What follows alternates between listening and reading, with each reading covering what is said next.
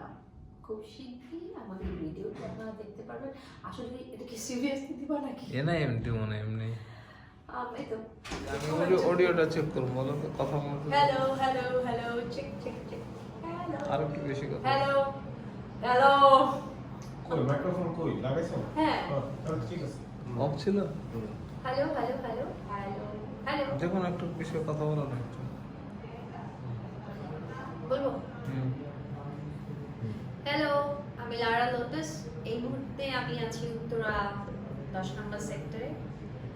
আপনারা দেখতে পাচ্ছেন এখানে দেখা যাচ্ছে পুজোর একটা মানে পুজো শেষ হয়ে গেছে, পুজোর আমেজ এখনো শেষ হয়নি, কারণ ভেরি রিসেন্ট কিন্তু পুজোটা রাখতে হবে মশার জন্য, সেটাও রাখতে পারেন।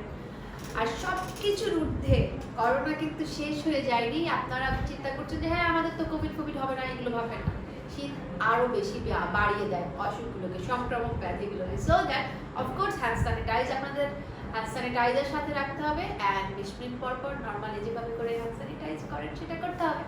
আরেকটি কথা আমি বলবো যে মাঝে মাঝে আমরা যেটা করি যে হঠাৎ করে বৃষ্টি হতে পারে, যেহেতু বলছি যে শীতের আগে আগে আমরা এখন একটা ছাতা রাখতে পারেন সাথে।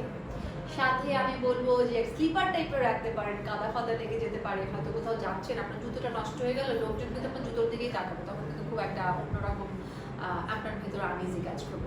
তো এই তো টিল দেন আবার দেখা হচ্ছে নেক্সট সেগমেন্টে, সে পর্যন্ত ভালো থাকুন, টাটা, চাও চাও।